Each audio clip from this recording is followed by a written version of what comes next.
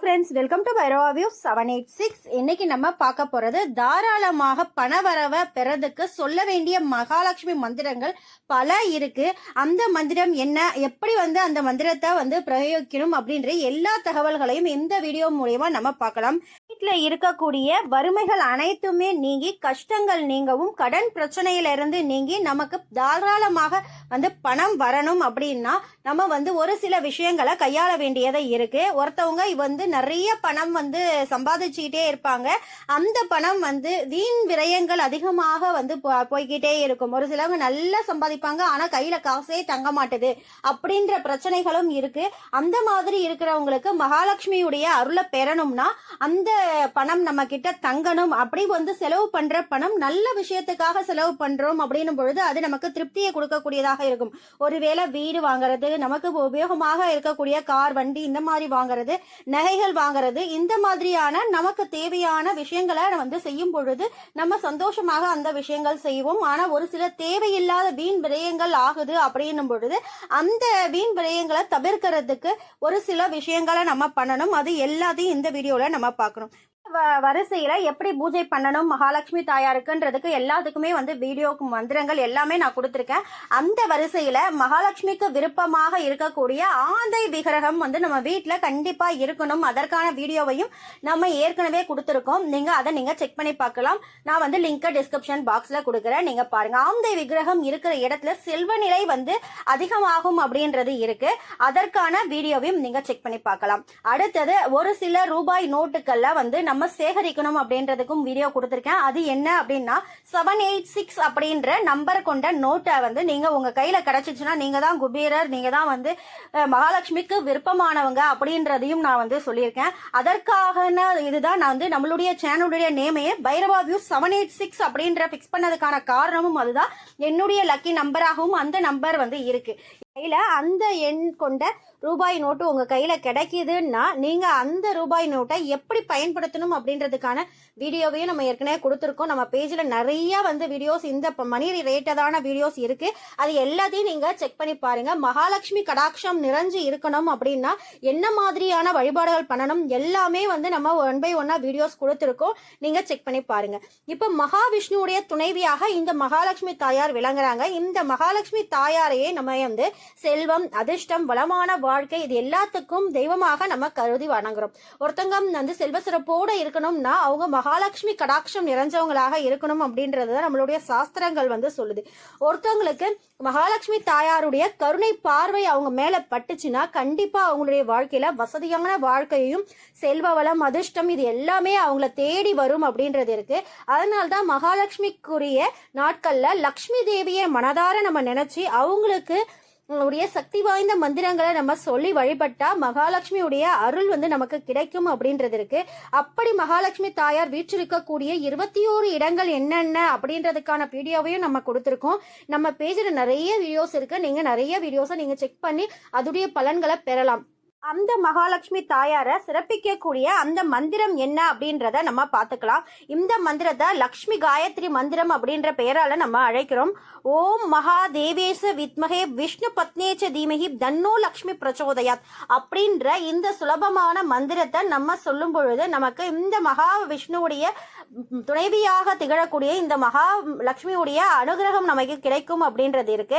இந்த மகாலட்சுமிக்குரிய வெள்ளிக்கிழமையில இந்த மந்திரத்தை நம்ம படிக்க தொடங்கணும் அப்படின்றதும் நம்மளுடைய சாஸ்திரத்துல குறிப்பு இருக்கு. வளர்ப்பிறையில வரக்கூடிய வெள்ளிக்கிழமையில வீட்டுல இருக்கக்கூடிய மகாலட்சுமி படத்தை தூய்மை செய்து அதற்கு மகாலட்சுமி நாளே நம்ம தாமரை பூ மலர்களை கொண்டு நீங்க அர்ச்சனை பண்றது, அவங்களுக்கு அலங்காரம் பண்ணி ரசிக்கிறது, இது எல்லாம் அவங்களுக்கு ரொம்ப விருப்பமான இடம். அதனால தாமரை பூ எங்க இருக்கோ அந்த இடத்துல மகாலட்சுமி தாயார் விருப்பத்தோட அனுகிரகம் பண்ணுவாங்க அப்படின்றது இருக்கு. அதனாலதான் ஒரு குறிப்பிட்ட பூஜைகள் செய்யும் பொழுது ஒரு குறிப்பிட்ட மலர்களை கொண்டு நம்ம அர்ச்சனை செய்யறோம். அந்த வரிசையில இந்த தாமரை மலர் அப்படின்றது மகாலட்சுமி தாயார ஆகர்ஷணம் பண்ணக்கூடிய ஆற்றல் கொண்ட மலராக திகழுது. இந்த ஒவ்வொரு மலர்களுடைய பலன்களையும் நம்ம ஏற்கனவே பார்த்திருக்கோம். இப்ப மகாலட்சுமி தாயாருக்கு நம்ம இந்த மாதிரி அழகா அலங்காரம் பண்ணி வச்சுக்கிறோம். நெய் விளக்கேற்றி வழிபடுறது, அந்த இடத்துல நெய்யில மகாலட்சுமி தாயார் வீற்றிருக்காங்க அப்படின்றதும் இருக்கு.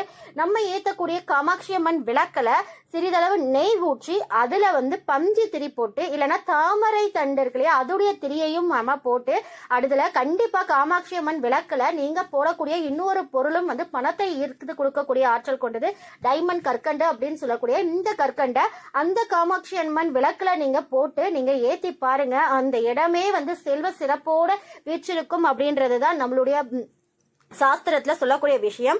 இதுல அதுக்கப்புறம் நிவேதனமாக நீங்க வைக்கக்கூடியது உங்களுடைய விருப்பத்துக்கு ஏற்ற மாதிரி வைக்கலாம்.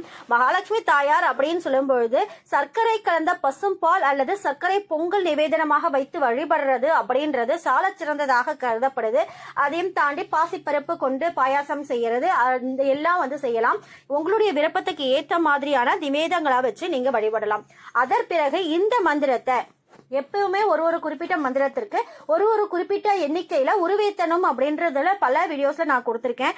அதே போல உங்களால முடிஞ்ச அளவுக்கு 11 தடவை 21 தடவை அடுத்தது 108 தடவை 1008 தடவை அந்த மாதிரி உங்களால எத்தனை தடவை மந்திரத்தை ஜபிக்க முடியுமோ அதை நீங்க செய்யலாம். காலையில குறைஞ்சபட்சமாக 11ல இருந்து 16 முறை இந்த மகாலட்சுமி தாயாரை நினைத்து இந்த மந்திரத்தை ஜபிக்கணும் அப்படின்றதுக்கு இந்த மந்திரத்தை ஜபிக்கம் செய்யக்கூடிய நாட்கள்ல எல்லாமே நம்ம சாந்தமாக இருக்கணும் அப்படின்றதும் இருக்கு. கோவப்பட்டு அங்க வீட்டுல பேசக்கூடாது அப்படின்ற விஷயங்களும் இருக்கு. அந்த மாதிரி அடுத்தது ஒரு சிலருங்க வீட்டுல நெகட்டிவான வேர்ட்ஸ் அதிகமா யூஸ் பண்ணிட்டு இருப்பாங்க. இல்ல வராது நடக்காது கிடைக்காது அப்படின்ற மாதிரியான நெகட்டிவான வேர்ட்ஸையும் யூஸ் பண்ணவே கூடாது. குறிப்பா வெள்ளிக்கிழமைகளை இந்த மாதிரியான வார்த்தைகளை நம்ம உபயோகிக்கிறத தவிர்க்கிறது நல்லது. எப்பயுமே நம்ம வாயிலிருந்து வரக்கூடிய வார்த்தைகளுக்கு மட்டும் தான் பவர் அதிகம். நம்மளுடைய வாயிலிருந்து வரக்கூடிய வார்த்தை தான் நம்மளுடைய வாழ்க்கையாகவுமே மாறும். அதனால வார்த்தைக்கு பவர் அதிகம். நம்ம சொல்லக்கூடிய வார்த்தைகளை கொஞ்சம் கொஞ்சமாக மாற்றி பாசிட்டிவ் இருக்கக்கூடிய வார்த்தைகளாக மாற்றி பேசும் பொழுது நீங்க அந்த இடம் செல்வ சிறப்போட இருக்கும். இப்ப பண தேவையா அப்ப பணம் வரும் அப்படின்ற லா ஆஃப் அட்ராக்ஷன் பண்றவங்களுக்கு தெரியும். வேணும் அப்படின்னா கடவுள் கண்டிப்பா கொடுத்துருவார். இந்த யூனிவர்ஸ் எல்லாருக்குமே கொடுக்கறதுக்கு ரெடியாகவே தான் இருக்கு. யார் வேணும் கேக்குறாங்களோ அவங்களுக்கு கொடுக்கும். இல்ல கிடைக்காது வேண்டாம் அப்படின்னு சொல்றவங்களுக்கு கண்டிப்பா இந்த யூனிவர்ஸும் இந்த இறைவனும் கொடுக்கவே மாட்டாங்க அப்படின்றதுதான் நம்மளுடைய சாஸ்திரம். அதனால அன்றைய தினம் குறிப்பா நீங்க அந்த வீட்டுல பாசிட்டிவான வேர்ட்ஸை சொல்லுங்க.